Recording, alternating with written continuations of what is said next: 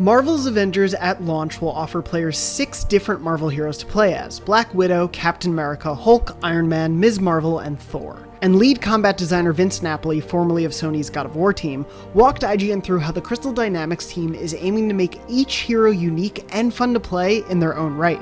Here we'll be breaking down what makes 3 of these heroes, Iron Man, Ms. Marvel, and Thor, so special, and be sure to watch part 1 to find out about the other playable cast.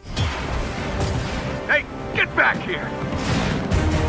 Napoli said that leaning into Iron Man's iconography rather than limiting the scope of his moveset to only be used in certain situations allowed the team to figure out their take on Tony Stark. Well, what if he could use his weapon selection, not just in his ranged attacks, but sort of integrate that into his melee combat, like really make that a part of who he is? Napoli explained how they took Iron Man's repulsor gloves and instead of limiting them to a couple of moves, integrated his iconic weapons into his entire combo system. That way you can actually see him do a lot more of the iconic posing that you see in the movies and the comic panels. And once we had that down, I was like, well, let's do the same thing with lasers. Let's give him 24 laser attacks that he could use in melee combat. So for example, his heavy combo finish you can unlock actually is a pinning missile, which kind of pins the enemy and then takes them off and propels them into the air and then does different like loops into the air and runs different patterns and kind of sends them flying. Napoli estimates that there are about 36 different attacks incorporating his ranged moves, which can be brought into combos that focus on his standard hand-to-hand combat abilities.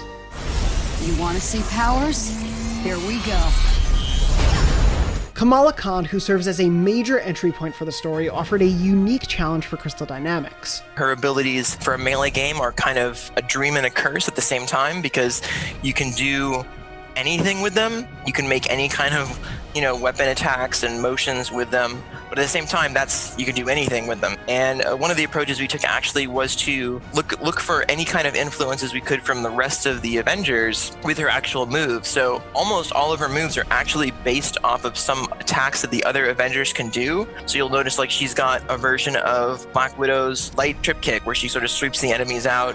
She's got a version of Hulk's shoulder ram attack. She's got a version of almost every character's attack and kind of like the Kamala spin on it. And just to give it that sort of the feel of, yeah, she is learning. She is, and where would she be learning from? Like, where would she actually draw her inspiration from? Of course, it'd be from the other Avengers.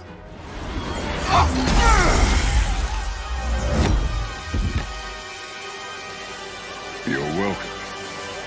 Having gotten to go hands-on with him a couple of times, Thor undoubtedly shares some DNA with Kratos in the recent God of War, with his Mjolnir hammer standing in for the Leviathan axe. That's assumedly no mistake given Napoli previously worked on that PS4 exclusive, and it's a great lineage to see continue in the God of Thunder. But of course in playing within the Marvel sandbox, there is plenty of comics and film inspiration to pull from. And in designing Thor, Napoli noted that Thor Ragnarok played a large influence not just in his playstyle, but in the studio's pitch to Marvel for the character. Quote, "There's a scene in Thor Ragnarok where Odin tells Thor that he's not the god of hammers," Napoli said, explaining that the team pitched for Marvel's Avengers that Thor could both be the god of hammers and the god of thunder and lightning.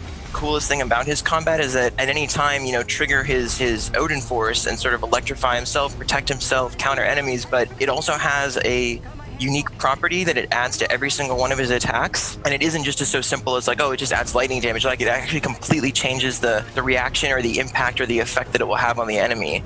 So you can see kind of what it does and modify each of his attacks. Napoli explained that the Odin Force, quotes, starts to create a storm of lightning everywhere that offered both defensive and offensive opportunities for Crystal Dynamics to build into Thor.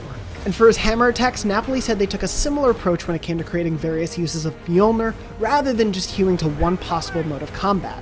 You can kind of change it into this like lobbed grenade style toss where it creates lightning explosions and creates sort of cluster bombs, or you can kind of change it into the ability to seek out targets in the battlefield, which is not the way its base throw works. Oh, hello. Just like old times. For more, be sure to check out our hands-on experience with Thor and Ms. Marvel, and watch part 1 of this series if you didn't already. And of course, stay tuned all July long for more from our IGN First Marvel's Avengers coverage.